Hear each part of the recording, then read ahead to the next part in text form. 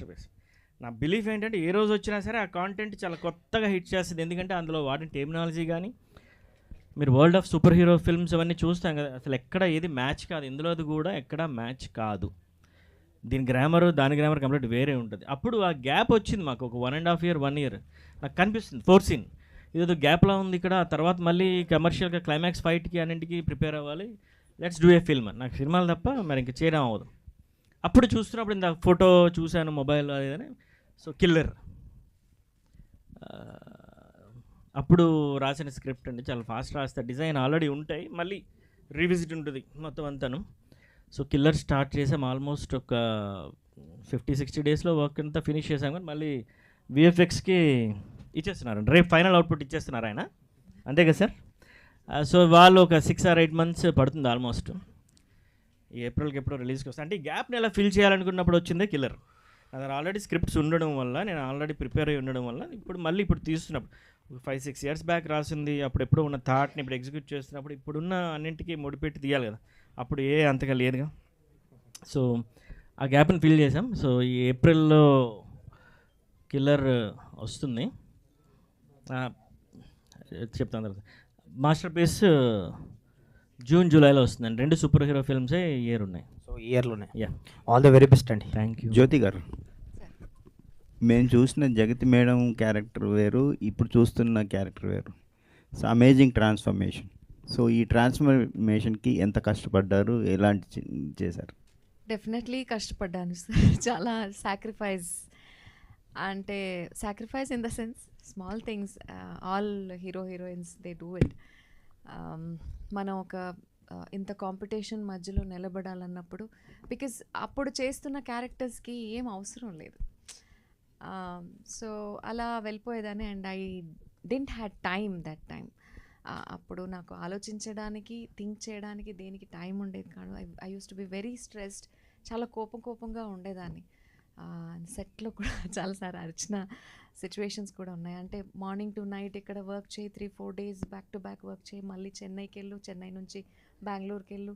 So house, work, everything. నాకు ఇంట్లో ఉండడానికి కూడా టైం ఉండేది కాదు. In between I use to do movies. So it was like complete breathing space కూడా ఉండేది కాదు. So I was very stress, hormonal imbalance ఉండింది అప్పుడు. చాలా హెల్త్ ఇష్యూస్ వచ్చాయి.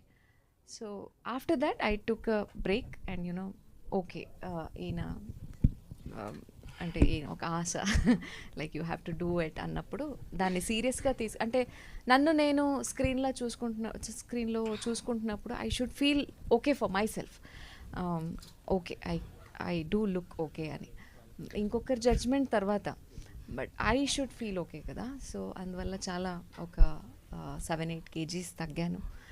వర్కౌట్ స్టార్ట్ చేశాను. అండ్ జిమ్ నేను ఎప్పుడు లైఫ్లో తమ్ముడు సినిమాలో క్లైమాక్స్ సాంగ్ అండి.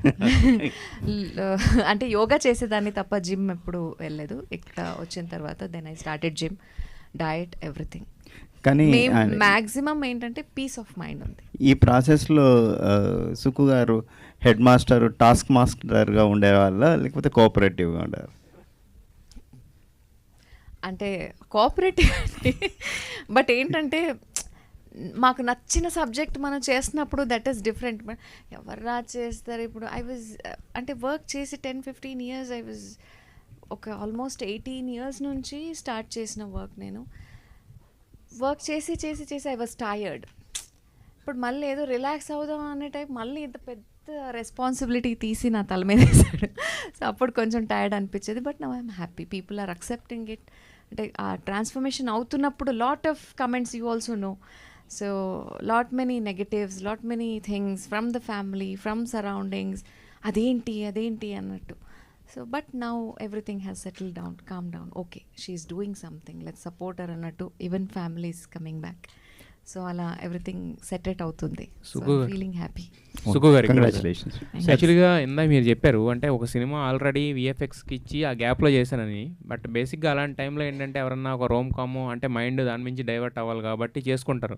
మళ్ళీ మీరు ఈ సినిమా కూడా విఎఫ్ఎక్స్ తర్వాత దీనికి ఒక 4-5 లుక్స్, మళ్ళీ ఫైట్స్, మళ్ళీ అలాంటి టఫ్ టాస్క్ ఎంచుకున్నారు ఎందుకు? 2 సినిమాలు విఎఫ్ఎక్స్ మీద పెట్టుకుని అంటే ఇప్పుడు మీరు 4.5 CR ఏదో చెప్తున్నారు. ఆ లెక్కలు కూడా చాలా పెద్దగా ఉన్నాయి కదా.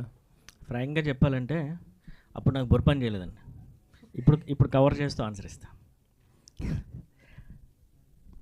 మనం ఒక ఫ్లోలో వెళ్ళిపోతున్నప్పుడు ఒక ఫ్రెండ్తో మన ఆడికే థాట్స్ ఉన్నాయి, మనకి అవే థాట్స్ వస్తుంటాయి. వాడేం మాట్లాడుతున్నాడు అదే మాట్లాడుతుంటాం. ఇవన్నీ ఒక రకంగా వెళ్ళిపోద్ది ఒక ఫ్లో.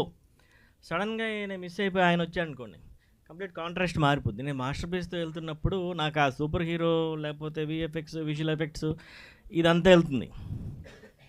ఇంకోసారి విజువల్ ఎఫెక్ట్స్ బేస్డ్ ఫిల్మ్స్ అంత ఫాస్ట్గా తీసుకోనండి. అది నా 3 years ఆఫ్ కెరియర్ టైం తినేసాయి. ఆయన ఇచ్చేస్తున్నారు, రేపు ఇచ్చేస్తున్నారు మొత్తం ఫైనల్ అవుట్పుట్. ఆయన March 10th అండి ఆయన డెడ్ లైన్. మేము యాక్చువల్లీ Feb 6th అనుకొని ఒక ఐ థింక్ డిసెంబర్ అనుకున్నాం. మేము సంక్రాంతికి ఐ మీన్ ఛాన్స్ ఉంటే అది ఉండేది ప్లాన్ అండి.